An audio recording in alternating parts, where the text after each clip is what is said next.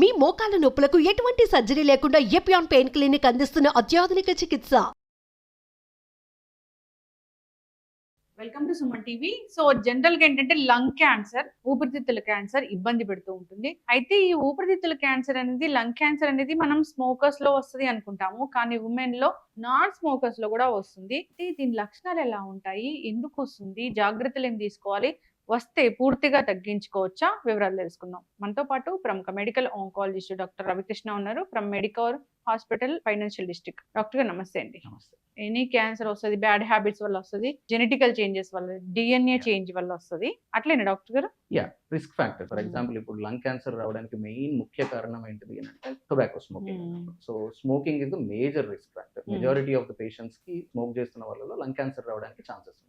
So అదే విధంగా occupational exposure అంటారు. For example like asbestos, nickel, arsenic అనే కొన్ని హెవీ మెటల్స్, వీటికి కూడా మనం పనిచేస్తున్న ప్లేసెస్ లో ఇవి కానీ ఎక్స్పోజర్ ఉన్నాయంటే దాని వల్ల కూడా వచ్చే chances. For example pains like mining దాంట్లో పనిచేస్తున్న వాళ్ళు, లేదంటే ఫైర్ ప్రూఫింగ్ కొన్ని మెటీరియల్స్ ఉంటాయి.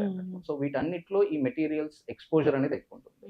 సో వీళ్ళలో వచ్చే ఛాన్సెస్. కొంతమంది మిగతా వాళ్ళు ఎలా అంటే non smokers, for example like ఇంట్లో హస్బెండ్ స్మోక్ చేస్తూ ఉంటారు, బట్ ఇంట్లో ఉన్న ఆడవాళ్ళు ప్యాసివ్ స్మోకింగ్ కి సెకండ్ హ్యాండ్ స్మోక్ అంటారు దాన్ని. సో దానికి కూడా ఎక్స్పోజర్ ఉంటుంది. సో దాని వల్ల కూడా క్యాన్సర్స్ వచ్చే ఛాన్సెస్ ఉంటాయి.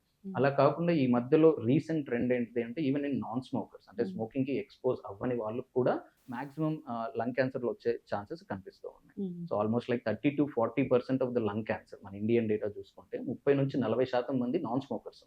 మరి వీళ్ళు స్మోకింగ్ ఎక్స్పోజర్ లేదు, నేను చెప్పినట్లు ఆక్యుపేషనల్ హజార్డ్ ఎక్స్పోజర్ ఏం లేదు. మరి వీళ్ళలో ఎలా వస్తుంది అని అంటే maybe because of some genetic changes, because of outdoor pollution. So ఇవన్నీ కారణాలు. మన బాడీలో సెల్, హెల్దీ సెల్, దాని డిఎన్ఏ చేంజ్ అవ్వడం వల్ల క్యాన్సర్ కణంగా మారుతుంది అంటారు. అది అసలు ఎట్లా జరుగుతుంది డాక్టర్ గారు? బికాస్ ఆఫ్ అంటే నార్మల్ డిఎన్ఏ ఎలాగైతే ఉంటుందో దాంట్లో ఏదైనా చిన్న మ్యూటేషన్ ఏదైనా జరిగింది అని అంటే so then it can lead to. So normal cell కి ఎలా ఉంటుంది అని అంటే ఒక సెల్ 2 cells అవ్వాలి, 2 4 అవ్వాలి. సో లిమిటెడ్ పొటెన్షియల్ ఉంటుంది మన బాడీలో నార్మల్. ఇలా డిఎన్ఏ చేంజెస్ వచ్చి మ్యూటేషన్స్ వచ్చిన సెల్స్ కి ఏంటిది అని అంటే ఇంకా బ్రేక్స్ తీసేసినట్లే, యాక్సిలరేటర్ దొక్కి బ్రేక్ తీసేసినట్లు, and it will keep on ప్రొలిఫరేటింగ్.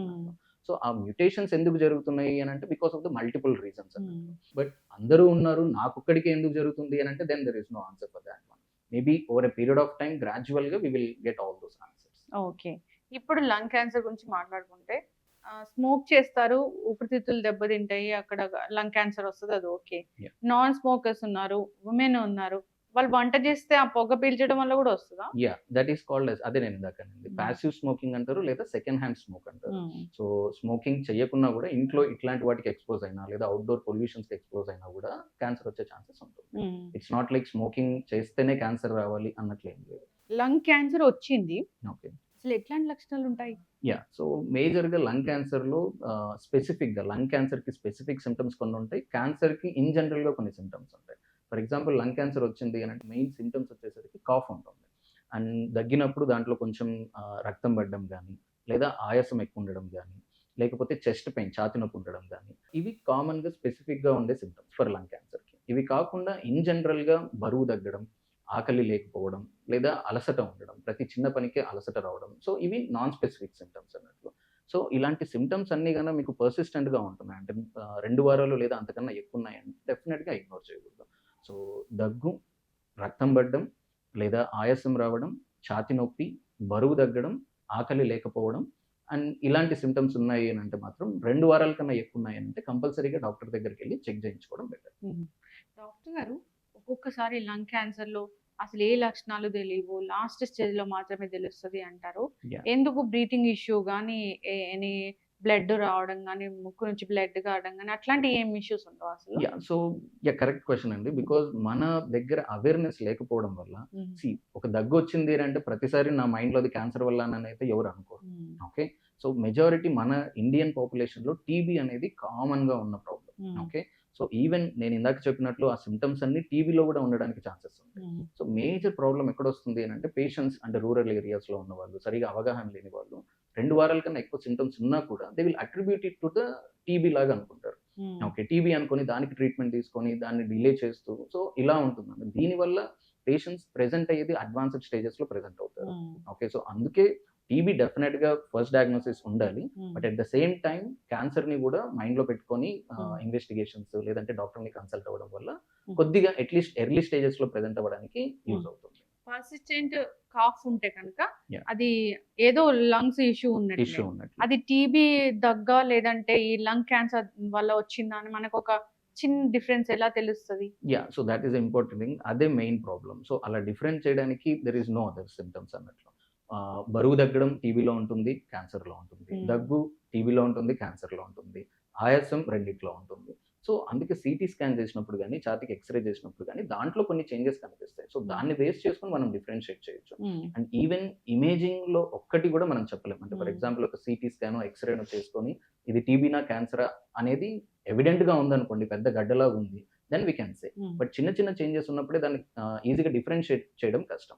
అలా డిఫరెన్షియేట్ చేయాలి అని అంటే బయాప్సీ చేయించాల్సి ఉంటుంది. So biopsy is the gold standard to differentiate అన్నట్టు. అంటే అది టీబీనా లేకపోతే క్యాన్సర్ అని డిఫరెన్షియేట్ చేయాలి అని అంటే బయాప్సీ చేయించాల్సి ఉంటుంది. 4th స్టేజ్ అంటే పెద్ద గడ్డ కనిపిస్తుందా లేదంటే అన్ని అవయవాలకు వెళ్ళి కనిపిస్తుందా? 4th స్టేజ్ అంటే ఇట్స్ లైక్ క్యాన్సర్ ఇక్కడ నుంచి వేరే అవయవాలకు ఏదైనా స్ప్రెడ్ అయింది అని అంటే దెన్ 4th స్టేజ్ అంటారు. అంటే లంగ్స్ నుంచి ఆపోజిట్ లంగ్ లోకి స్ప్రెడ్ అవ్వడం, లేదా లివర్ కి స్ప్రెడ్ అవ్వడం, లేదా బోన్స్ కి స్ప్రెడ్ అవ్వడం, బ్రెయిన్ కి స్ప్రెడ్ అవ్వడం. సో ఇలా వేరే ఆర్గన్ కి స్ప్రెడ్ అయిన వాటిని metastatic or stage 4 lung cancers అంటారు. ఇప్పుడు మరి లంగ్ క్యాన్సర్ వచ్చింది డాక్టర్ గారు, ముందుగానే సిటీ చెస్ట్ లో తెలుస్తుందా? తెలుస్తుంది. సో ఇంపార్టెంట్ థింగ్ అంటే లైక్ స్క్రీనింగ్ ఆర్ ప్రివెన్షన్, దాని గురించే కదా. ఇంపార్టెంట్ థింగ్ ఏంటంటే ఫస్ట్ ఆఫ్ ఆల్ ప్రివెన్షన్ లో, అంటే ఈ క్యాన్సర్ ని వచ్చిన తర్వాత ట్రీట్ చేయడం కన్నా we have to concentrate more on రాకముందు ఏం చేయాలి.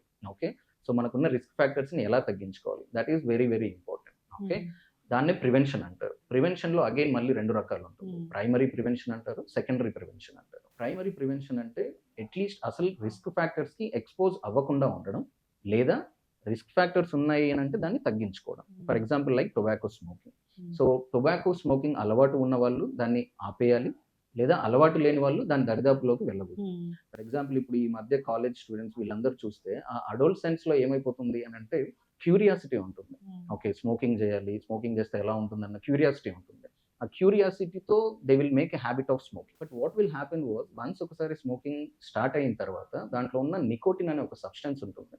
ఆ నికోటిన్ సబ్స్టెన్స్ ఏం చేస్తుందంటే మనిషికి డిపెండెన్సీ పెంచేస్తుంది. సో ఆ నికోటిన్ డిపెండెన్స్ వల్ల ఏమైపోతుందంటే ఆ క్యూరియాసిటీ కాస్త అడిక్షన్ లాగా మారిపోతుంది. So they have to be very very careful. క్యూరియాసిటీతో స్టార్ట్ చేస్తారు, బట్ నికోటిన్ డిపెండెన్సీ వల్ల అదొక అడిక్షన్ లాగా మారిపోతుంది. So better to avoid that thing. Okay, so smoking అలవాటు లేదు అని అంటే దాని దరిదాపులో కూడా వెళ్ళొద్దండి. ఒకవేళ స్మోకింగ్ అలవాటు ఉంది, ఆల్రెడీ ఒక 20 సంవత్సరాలు 30 సంవత్సరాలు వాడుతున్నారు, వీళ్ళకి ఏదైనా పరీక్షలు చేసి మనం ముందుగానే కనుక్కోవచ్చా అనేది మెయిన్ బర్నింగ్ క్వశ్చన్ అన్నట్లు. దీంట్లో again I will tell you 2-3 things అండి.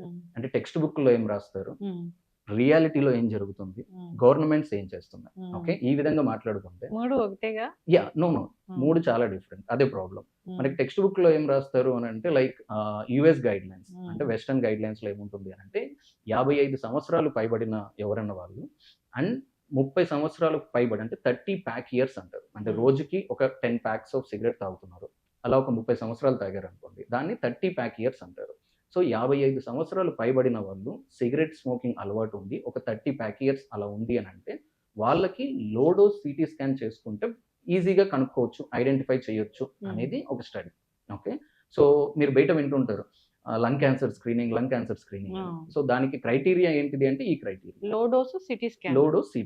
ఈ లో డోస్ సిటీ స్కాన్ లో అప్పుడు మనం ఎక్స్పోజ్ అవ్వమా రేడియేషన్ కి? Good question. సో మనం జనరల్ గా కామన్ గా చేసే సిటీ స్కాన్స్ ఏవైతే ఉంటాయో దాంట్లో రేడియేషన్ ఎక్స్పోజర్ అనేది 7 మిల్లీ సీవర్ట్స్ అంటారు, అది రేడియేషన్ డోస్. బట్ ఈ లో డోస్ తో ఏమైపోతుంది అని అంటే 1.7 మిల్లీ సీవర్ట్స్ తో సిటీ స్కాన్ చేస్తారు. సో దాంతో కంపేర్ చేస్తే ఇది చాలా చాలా చాలా చాలా తక్కువ అన్నట్లు. సో దానివల్ల మనకు వచ్చే ప్రాబ్లం ఏముండదు radiation exposure.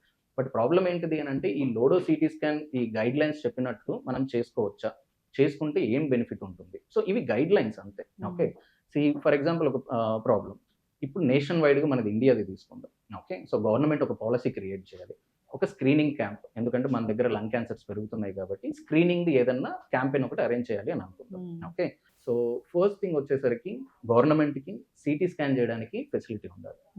Second thing, CT scan చేసిన తర్వాత దాంట్లో నేను ఇందాక మీకు చెప్పాను, సిటీ స్కాన్ లో కూడా డిఫరెన్షియేట్ చేయడం చాలా కష్టం. అంటే టీబీనా క్యాన్సర్ అని చిన్న చిన్న నాడ్యూల్స్ గాన మనం గుర్తిస్తే అది టీబీనా క్యాన్సరా అని చెప్పగలిగిన రేడియాలజిస్ట్ ఉండాలి. ఓకే. థర్డ్ థింగ్, ఒకవేళ అది డౌట్ఫుల్ గా ఉంది, క్యాన్సర్ లా ఉంది, చిన్నది ఒక 1 సెంటీమీటర్ నాడ్యూల్ ఉంది అని అంటే దానికి బయాప్సీ చేయాలి. అంటే సిటీ గైడెడ్ బయాప్సీ, అంటే ఇంటర్వెన్షన్ రేడియాలజిస్ట్ చేస్తారు. ఆ ఫెసిలిటీ ఉండాలి. వన్స్ ఒకసారి అది బయాప్సీ చేసిన తర్వాత అది ఒకవేళ క్యాన్సర్ అని తేలితే, నిర్ధారణకు వస్తే, అంత చిన్న లీజన్ ని సర్జరీ చేయడానికి ఎక్విప్మెంట్ ఉండాలి. ఓకే. సో ఈ 4 criteria just imagine from the government point of view.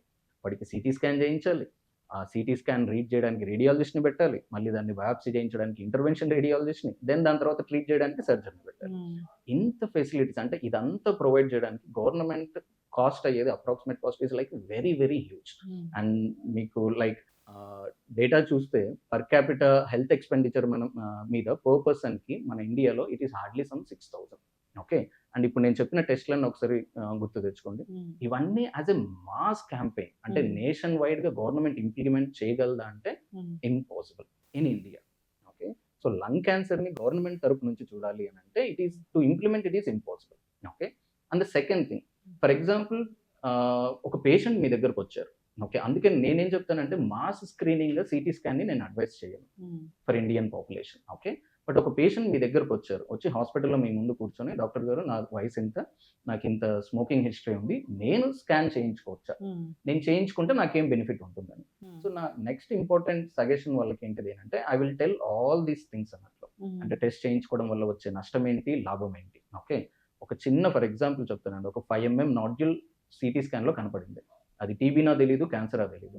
దాన్ని బయాప్సీకి పంపిస్తే డాక్టర్ గారు వచ్చేసరికి రేడియాలజిస్ట్ చిన్నగా ఉంది సార్, నేను బయాప్సీ చేయలేను అని అంటారు. Just imagine the mental stress what we're giving to the patients. నా బాడీలో ఒక 5 mm నాడ్యూల్ ఉంది, అది క్యాన్సరా తెలీదు, టీబీయా తెలీదు, డాక్టర్ గారు ఏమో బయాప్సీ చేయలేమంటున్నారు. So the mental tension before, నేను అందుకే చెప్తాను టెస్ట్ చేయించుకొని డాక్టర్ దగ్గరికి రాకూడదు. డాక్టర్ దగ్గరకు వచ్చి ఆ టెస్ట్ గురించి అవగాహన తెలుసుకొని దెన్ స్కానింగ్ చేయించుకోవాలి. సో అట్లా ఒక ఇండివిజువల్గా, అంటే ఆపర్చునిస్టిక్ స్క్రీనింగ్ అంటారు. సో ఎవరైనా పేషెంట్ అలా వస్తే then I have to explain all these things. వాటన్నిటికీ పేషెంట్ రెడీగా ఉన్నారు అని అంటే then we have to do the scan.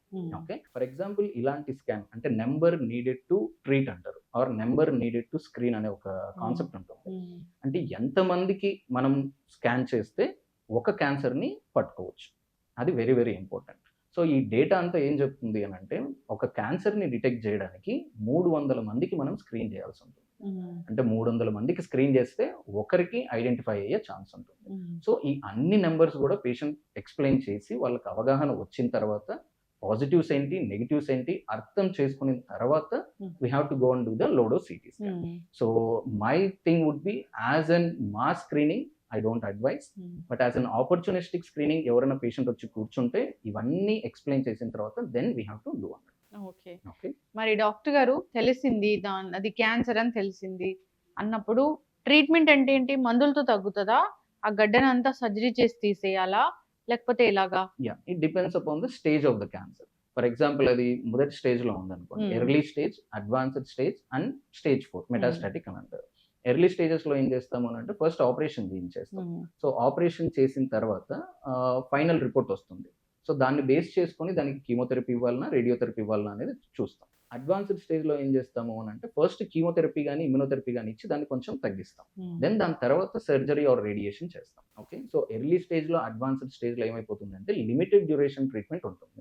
అంటే ఒక 6 నుంచి 8 నెలల లోపల ట్రీట్మెంట్ కంప్లీట్ అయ్యే అవకాశం ఉంది. అంటే సర్జరీ ఇవ్వడం, దాని తర్వాత ఒక 3-4 నెలలు కీమోథెరపీ ఇవ్వడం, లేదా రేడియేషన్, లేదా ముందు కీమోథెరపీ ఇచ్చి ఒక 2-3 నెలలు దాన్ని తగ్గించి ఆపరేషన్ చేసి దాని తర్వాత మళ్ళీ రేడియేషన్ ఇవ్వడం.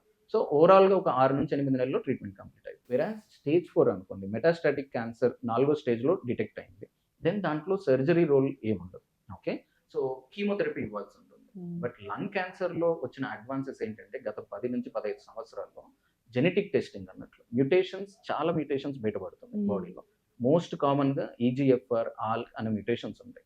ఇంతకు ముందు ఒక 10-15 సంవత్సరాల క్రితం లంగ్ క్యాన్సర్ వచ్చింది అని అంటే స్టేజ్ 4 లో కీమోథెరపీ ఇచ్చారు అని అంటే వాళ్ళు సగటున ఒక 10 నుంచి 12 నెలల పాటు సర్వైవ్ అయ్యే ఛాన్సెస్ ఉండేది, ఒక 10-15 ఇయర్స్ ఆర్ అంతకన్నా ముందు. బట్ ఇప్పుడు వచ్చిన అడ్వాన్సెస్ లో EGFR అనే ఒక మ్యూటేషన్ గానే డిటెక్ట్ అయిందంటే కీమోథెరపీ లేదు, ఏం లేదు. ఓన్లీ జస్ట్ ఒక టాబ్లెట్తో వాళ్ళు 4 to 5 years సర్వైవ్ అయ్యే ఛాన్సెస్ ఉంటుంది. స్టేజ్ 4 మెటాస్టాటిక్ అంటే లంగ్ క్యాన్సర్, 4వ స్టేజ్లో ఉన్న లంగ్ క్యాన్సర్, EGFR పాజిటివ్ ఉంటే జస్ట్ ఒక టాబ్లెట్తో 4 సంవత్సరాల వరకు. మనం ఈ మ్యుటేషన్ ని, ఈ జెనెటిక్ చేంజ్ ని మనం ఎలా గుర్తించవచ్చు? ఎలాంటి టెస్ట్ అంటే బ్లడ్ టెస్ట్?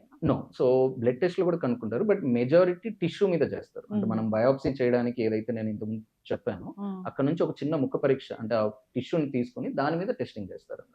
సో దాన్నే నెక్స్ట్ జనరేషన్ సీక్వెన్సింగ్ అని అంటారు. సో దాంట్లో మనకు ఏమేమి మ్యుటేషన్స్ ఉన్నాయి, ఎన్ని మ్యుటేషన్స్ ఉన్నాయి, ఏ మ్యుటేషన్ కి ఏ థెరపీ ఇవ్వచ్చు అనేది తెలుస్తుంది. అండ్ ఇంకొకటి రీసెంట్ గా వచ్చింది ఏంటంటే ఆల్క్ మ్యుటేషన్. EGFR ఎలాగనో ఆల్క్ కూడా అలాగే. ఈ ఆల్క్ మ్యుటేషన్ గానే డిటెక్ట్ అయింది అంటే 4వ స్టేజ్ లో ఉన్నా కూడా ఒక చిన్న టాబ్లెట్ తో సర్వైవల్ అనేది 7 to 8 years ఉంటుంది. So which is a very huge number అంటాను. అంటే 4వ క్యాన్సర్ కి అట్లా చేస్తారా? నో, ఇది లంగ్ క్యాన్సర్ కి స్పెసిఫిక్ గా చెప్తున్నాను.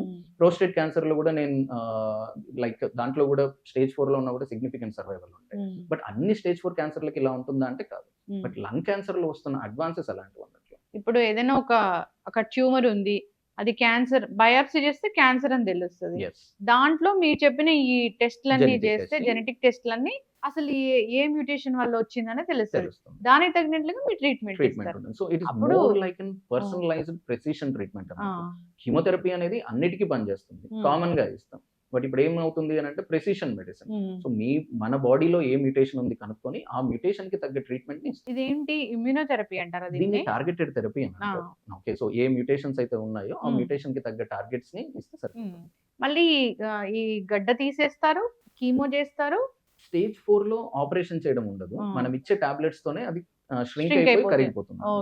బట్ 100% ఉంది అనుకోండి మనకి శాతం, మన బాడీలో ఉన్న జబ్బు 100% అనుకుంటే స్టేజ్ 4 లో అది కంప్లీట్ గా 0 అవుతుందా అంటే అవ్వకపోవచ్చు. బట్ ఆ 100 కాస్త సిగ్నిఫికెంట్ గా తగ్గి ఆ తగ్గింది చాలా సంవత్సరాల పాటు కంట్రోల్లో ఉండే అవకాశం ఉంటుంది. నేను మొన్న మీ వీడియో చేసినప్పుడు ఆ కింద కామెంట్స్ రాశారు, లంగ్ క్యాన్సర్ గురించి రాశారు. ఒక లంగ్ లో చాలా పెద్ద గడ్డ వచ్చింది, లంగ్ తీసేయాలి వన్ సైడ్ అని. అట్లా ఉంటుందా? నిజంగానే ఒక లంగ్ తీసేస్తే బతుకుతారా? డెఫినెట్ గా న్యూమోనెక్టమీ అంటారు దాన్ని. సో లోబెక్టమీ అని ఉంటుంది, న్యూమోనెక్టమీ ఉంటుంది.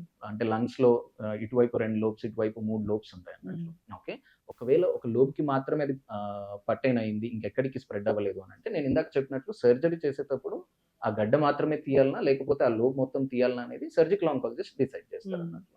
సో అలా ఒక లంగ్ మొత్తం గాన ఇన్వాల్వ్ అయింది 3 లోబ్స్ అని అంటే దెన్ అప్పుడు మొత్తం తీయాల్సి ఉంటుంది. బట్ స్టిల్ అలా న్యూమోనెక్టమీ చేసిన తర్వాత కూడా ఒక లంగ్ తో సర్వైవ్ అయ్యే పేషెంట్స్ కూడా చాలా మంది బానే మనలాగే నార్మల్ లైఫ్ లీడ్ చేస్తారు. అట్లాంటి ఏమైనా చేస్తారా డాక్టర్? మా దాంట్లో ఉన్న సర్జికల్ టీమ్ వాళ్ళు ఎవరైతే ఉన్నారో so they have done those surgeries. And నేను ఎక్కడైతే ప్రాక్టీస్ అంటే లైక్ చదివాను టాటా మెమోరియల్ హాస్పిటల్లో, daily we use to see like 100 to 200 cases అన్నట్టు. అంటే లంగ్ క్యాన్సర్ అక్కడ ఎలా ఉంటుంది అని అంటే DMG వైజ్ ఉంటుంది. అంటే బ్రెస్ట్ క్యాన్సర్ కి ఒక క్లినిక్ ఉంటుంది, లంగ్ క్యాన్సర్ కి ఒక సపరేట్ గా, పేగు క్యాన్సర్ కి సపరేట్ గా, మళ్ళీ ఒక్కొక్క దాంట్లో మనకి రోజుకి 100 నుంచి 200 దాకా పేషెంట్లు ఉంటారు. సో డాక్టర్ గారు, ఇప్పుడు అసలు ఈ లంగ్ క్యాన్సర్ రాకూడదు, జాగ్రత్తగా ఉండాలి అంటే ఏం జాగ్రత్తలు తీసుకోవాలి? ఒకవేళ లంగ్ క్యాన్సర్ వచ్చింది, తగ్గించుకున్నారు, మళ్ళీ రాకుండా ఉండాలంటే ఏం జాగ్రత్తలు తీసుకోవాలి? Good question. ఒకవేళ స్మోకింగ్ అలవాటు లేదంటే దరిదాపులో కూడా వెళ్ళొద్దండి.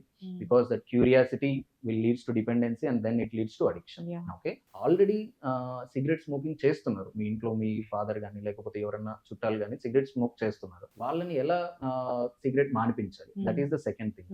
That is more important and it is an herculean task to be frank with you. వాళ్ళు అడిక్ట్ అయి ఉంటారు కదా. That is what. సో ఆ అడిక్ట్ అయిన వాళ్ళని సిగరెట్ మానిపించాలడం అనేది చాలా చాలా కష్టం. But there are very important ways ఉన్నాయి, చాలా థెరపీస్ ఉన్నాయి అన్నట్టు. సో మా భాషలో చెప్పాలి అని అంటే డాక్టర్స్ కి ఒక 5 A's ఉంటాయి. Okay, ask, advise, assist, okay, arrange and then so ఇట్లా 5 పెట్టేసుకొని దెన్ దాన్ని బట్టి మనం పేషెంట్ కి అడ్వైస్ చేస్తాం అన్నట్టు. అంటే పేషెంట్ కు ఉన్న ఇబ్బంది ఏంటి, ఓకే, సో దానికి మనం ఏం చేయాలి అంటే ఒకవేళ జబ్బు సిగరెట్ స్మోకింగ్ అలవాటు ఉంది దెన్ అడ్వైస్ చేస్తాం దాన్ని మాన్పించేసేయాలి అని చెప్పేసి. సో దానికి మాన్పించడానికి పేషెంట్ కి ఎలా ఏమేమి చేయాలి అంటే బిహేవియరల్ థెరపీ అని ఉంటుంది, ఫార్మకలాజికల్ థెరపీ అని ఉంటుంది. సో బిహేవియరల్ థెరపీ అని అంటే కౌన్సిలింగ్ సెషన్స్ ఇవ్వడం, సో దానివల్ల వచ్చే ఇబ్బందులు ఏముంటాయి ఇవన్నీ ఎక్స్ప్లెయిన్ చేయడం. బట్ బిహేవియరల్ థెరపీతో ఒక్కటే పేషెంట్ వాళ్ళు మానేస్తారా అంటే 90% మానేయరు. ఓకే, సో దెన్ దాని తర్వాత ఏం చేయాలి అని అంటే then we have to go for the pharmacological therapy అంటారు. అంటే నికోటిన్ రీప్లేస్మెంట్. ఎందుకు దీన్ని మానేరు అంటే పేషెంట్లను కూడా మనం తప్పనలేదు. సో ఒకడు 15 సంవత్సరాలు 20 సంవత్సరాలు సిగరెట్ తాగిన తర్వాత నీ Hmm. దగ్గరకు వచ్చి నువ్వు కూర్చొని ఈ రోజుతో స్టాప్ చేసి Hmm. నీ క్యాన్సర్ వస్తుందంటే ఎవరు మానేరు. అప్పటిదాకా అయింది డ్యామేజ్ అయినట్టు. అట్లీస్ట్ అంటే అదే చెప్తున్నాను, ఉమ్, దాని వరకు వెళ్ళలేదు అంటే ఆపేసేయండి, బట్ అట్లీస్ట్ తీసుకుంటున్నారంటే తగ్గించేసేయండి, అవును. అట్లీస్ట్ కొంచెం రిస్క్ అన్న తగ్గుతుంది. సో వాళ్ళు ఆపలేకపోవడానికి మెయిన్ రీజన్ ఏంటిది అంటే ఒకటి డిపెండెన్సీ, రెండోది విత్డ్రాల్ సిమ్టమ్స్ ఉంటాయి. ఉమ్, అంటే ఇన్ని సంవత్సరాలు సిగరెట్ తాగిన తర్వాత సడన్ గా దాన్ని స్టాప్ చేసేసారు అని అంటే విత్డ్రాల్ సిమ్టమ్స్ వస్తాయి. అంటే రెస్ట్లెస్నెస్ గా ఉంటారు, కోపం వచ్చేస్తూ ఉంటుంది, ట్రెమర్స్ వస్తాయి. ఓకే, సో కొంతమంది కాన్స్టిపేషన్ ఉంటుంది. సో ఈ సిమ్టమ్స్ వల్ల ఆ అర్జుతో మళ్ళీ వెళ్ళి తాగేస్తారు. సో ఆ విత్డ్రాల్ సిమ్టమ్స్ రాకుండా ఉండడానికి కొన్ని replacement therapies, for example nicotine replacement therapy అంటారు. దాంట్లో ఏం చేస్తామంటే నికోటిన్ ని ప్యాచెస్ లాగా పెడతాం బాడీ మీద, ఉమ్, లేదా గమ్స్ లాగా ఇచ్చేసి చ్యూ చేయమని చెప్తాం. ఉమ్, ఓకే, సో దట్ ఏదైతే అర్జు ఉంటుందో ఉమ్. అది కొంచెం తగ్గిపోతుంది. ఓ, ఒకవేళ అది కూడా పని చేయట్లేదు అని అంటే దెన్ కొన్ని టాబ్లెట్స్ ఉంటాయి, Hmm. వెరనిసిలిన్ అని చెప్పేసి కొన్ని టాబ్లెట్స్. ఆ టాబ్లెట్స్ ఇవ్వడం వల్ల కూడా కొద్దిగా నికోటిన్ డిపెండెన్సీ అనేది తగ్గుతుంది. Um, so we have to take it like, అంటే జనరల్ గా నేను ఇంట్లో అబ్జర్వ్ చేస్తుంది ఏంటిది అని అంటే ఫాదర్ కానీ ఇట్లా ఎవరికైనా ఉంది అంటే ఫస్ట్ తిట్టేస్తాం, ఉమ్, ఇట్లా చెప్తున్నారు ఇన్ని సంవత్సరాలు అని చెప్తున్నాము ఆపేయండి అని అంటాం. బట్ వాళ్ళు వినరు, కొన్ని రోజులు ఒక 2 రోజులు ఆపేస్తారు, మళ్ళీ రీస్టార్ట్ చేస్తారు. రాదర్ దాన్ దాన్ని ఏమంటారు, మనం రూట్ కాజ్ ని ఐడెంటిఫై చేయాలి, వాళ్ళు ఎందుకు ఆపలేకపోతున్నారో అవగాహన తెచ్చుకోండి. సో నేను చెప్పినట్లు ఆ విత్డ్రాల్ సిమ్టమ్స్ ఉన్నాయి అని అంటే రీప్లేస్మెంట్ థెరపీ ఇచ్చి దాన్ని సిగ్నిఫికెంట్ గా, అంటే పేషెంట్ కూడా మోటివేటెడ్ గా ఉండాలి. అలా మోటివేటెడ్ గా ఉన్నారు అని అంటే then we can stop. yes. And third question, ఒకవేళ వచ్చే అంటే స్మోకింగ్ ఉంది దాన్ని తగ్గించడం ఇలాగా. థర్డ్ క్వశ్చన్ వచ్చేసరికి ట్రీట్మెంట్ వచ్చి తీసేసుకున్నారు, జబ్బు తగ్గిపోయింది, మళ్ళీ తిరిగి రాకుండా ఉండాలి అంటే ఏం చేయాలండి? అగైన్ నాకు క్యాన్సర్ వచ్చేసింది, నాకు ట్రీట్మెంట్ అయిపోయింది, తగ్గిపోయింది అని చెప్పేసి మళ్ళీ స్మోకింగ్ మాత్రం స్టార్ట్ చేయొద్దండి. Okay, so it never has to be done. And తీసుకోకుండా అంటే రాకుండా ఉండడానికి జాగ్రత్తలు ఏంటిదంటే రెగ్యులర్ ఫాలో. ఉమ్, నేను నా ప్రతి పేషెంట్కి ఏం చెప్తానంటే ట్రీట్మెంట్ అనేది 50% మాత్రమే, మిగతా ఫాలోఅప్ అనేది కూడా ట్రీట్మెంట్లో 50% వెరీ వెరీ ఇంపార్టెంట్. వన్స్ ఒకసారి ట్రీట్మెంట్ అయిపోయిన తర్వాత మొదటి సంవత్సరంలో 3 నెలలకు ఒకసారి వచ్చి చెకప్ చేయించుకోవాల్సి ఉంటుంది, రెండో సంవత్సరంలో 6 నెలలకు ఒకసారి రావాలి, దాని తర్వాత సంవత్సరానికి ఒకసారి. ఉమ్, సో అట్లా జబ్బు ట్రీట్మెంట్ నయం అంటే లైక్ నయం అయిపోయిన తర్వాత మొదటి 2 నుంచి 4 సంవత్సరాలు అనేది వెరీ వెరీ ఇంపార్టెంట్ ఒకవేళ తిరిగి రావడానికి. ఉమ్, సో ఆ పీరియడ్ లో గానీ మీరు రెగ్యులర్ గా ఫాలోఅప్ లో ఉంటూ డాక్టర్ గారితో ఉన్నారు అని అంటే దెన్ ఆ సిగ్నిఫికెంట్ గా అంటే తిరిగి వచ్చే ఛాన్సెస్ సిగ్నిఫికెంట్ గా తగ్గుతూ వస్తుంది. ఉమ్.